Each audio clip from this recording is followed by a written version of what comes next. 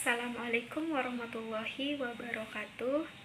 Perkenalkan, nama saya Putri Melinda Hasibuan dengan NIM 23016171. Saya dari Prodi Pendidikan Bahasa dan Sastra Indonesia. Adapun tujuan saya membuat video ini adalah untuk memenuhi tugas dari Bapak Dr. Hanif Al-Qadri selaku dosen pengampu pada mata kuliah Administrasi dan Supervisi Pendidikan. Nah, di sini saya akan mempresentasikan hasil pengamatan saya terkait video pembelajaran, yaitu administrasi kurikulum. Nah, sebelumnya saya akan menjelaskan apa itu kurikulum. Kurikulum adalah suatu planning yang disusun untuk melancarkan proses berguru, mengajar di bawah bimbingan dan tanggung jawab sekolah.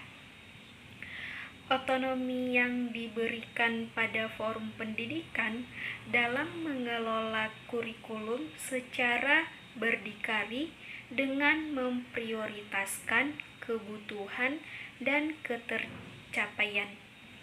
Target dalam visi dan misi forum pendidikan tidak mengabaikan kebijaksanaan nasional yang telah ditetapkan. Selanjutnya, landasan hukum Undang-Undang Dasar Sisdiknas Nomor 20 Tahun 2003. Di situ dijelaskan bahwa yang namanya administrasi kurikulum itu adalah seperangkat rencana atau pengaturan mengenai tujuan, mengenai isi dan bahan pelajaran serta cara, strategi yang digunakan oleh lembaga satuan pendidikan untuk dijadikan sebagai pedoman penyelenggaraan proses belajar mengajar, atau istilah dalam Undang-Undang Sisdiknas adalah KBM, yaitu kepanjangan dari kegiatan belajar mengajar, untuk mencapai tujuan pendidikan.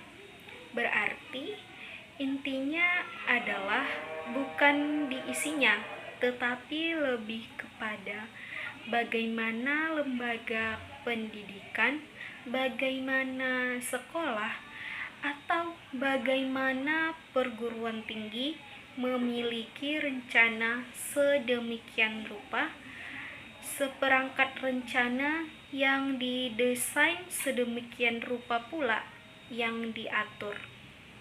Apakah mulai dari isinya, mulai dari tujuan, sampai ke strategi dan juga cara yang digunakan, sehingga itu nanti dibawa ke dalam sebuah proses kegiatan belajar mengajar di kelas. Administrasi kurikulum memiliki dua arti, yaitu arti sempit dan arti luas. Arti sempit dari administrasi kurikulum adalah seperangkat mata-mata pelajaran, seperangkat mata kuliah yang kemudian dibahas, dipelajari oleh peserta didik di dalam kelas. Tetapi lebih daripada itu, yang namanya kurikulum adalah sejumlah pengalaman belajar yang dimiliki oleh pendidik untuk kemudian ditawarkan, dikembangkan, dan dibagikan bersama, sehingga si anak atau peserta didik tidak hanya mendapatkan segala sesuatu secara teori, tapi dalam proses experience yang dibagikan oleh si guru dan si pendidik atau dosen di kelas Nah, itu dia arti sempit dan luasnya kurikulum. Kalau administrasi adalah pengaturan rencana. Kalau administrasi kurikulum yaitu proses minimal yang 4, di mana yaitu planning, organizing, actuating, dan controlling. Proses perencanaan, proses pengorganisasian, proses pelaksanaan, dan kontrol terhadap kurikulum setiap lembaga satuan pendidikan. Nah, apa saja komponennya? Komponen dari kurikulum itu ada 5. Yang pertama yaitu jelas kurikulumnya. Nah, yang kedua, jelas apa itu tujuannya. Yang ketiga, jelas isi atau kontennya. Dan yang keempat, yaitu jelas metode yang digunakan. Dan yang kelima, yaitu evaluasi.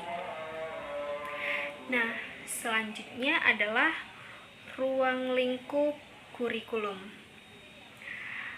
Manajemen kurikulum merupakan belahan integral dari kurikulum tingkat satuan pendidikan atau biasa disebut dengan KTSP, dan manajemen berbasis sekolah atau MBS. Nah, lingkup administrasi kurikulum meliputi perencanaan, pengorganisasian, pelaksanaan, serta penilaian kurikulum. Pada tingkat satuan pendidikan, aktivitas kurikulum lebih mengutamakan untuk melaksanakan atau untuk merelasikan dan merelevansikan antara kurikulum nasional dengan kebutuhan tempat dan kondisi sekolah yang bersangkutan, sehingga kurikulum tersebut merupakan kurikulum yang integritas dengan akseptor didik maupun dengan lingkungan di mana sekolah itu berada. Selanjutnya adalah pedoman pelaksanaan kurikulum. Selain perencanaan yang merupakan tujuan pendidikan dan susunan materi pelajaran, pemerintah sentra mengeluarkan pedoman-pedoman umum yang harus diikuti oleh sekolah untuk menyusun perencanaan yang sifatnya operasional di sekolah. Pedoman-pedoman tersebut antara lain yaitu struktur program. Yang kedua, jadwal penyusunan akademik. Yang ketiga, pedoman penyusunan jadwal pembelajaran. Dan yang keempat, pedoman penyusunan jadwal atau rencana mengajar. Dan selanjutnya, pedoman penyusunan satuan pelajaran. Lalu, pembagian kiprah guru dan pengatur siswa di dalam kelas.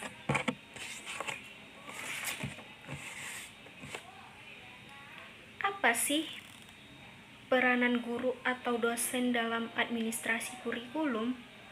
Nah, guru ataupun dosen memiliki peran yang sangat luar biasa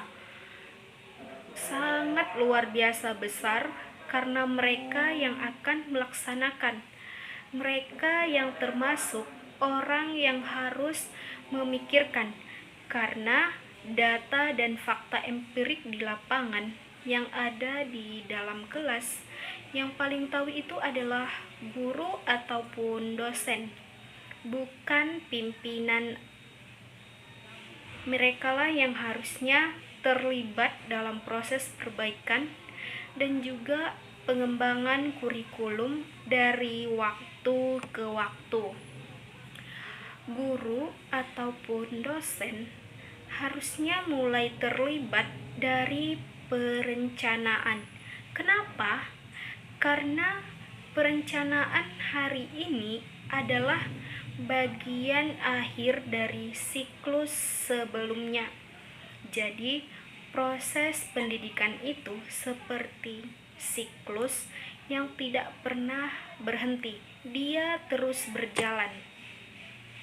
Baiklah, mungkin itu saja yang dapat saya sampaikan pada video presentasi kali ini. Terima kasih. Saya akhiri dengan salam. Wabillahi taufiq wal hidayah. Assalamualaikum warahmatullahi wabarakatuh.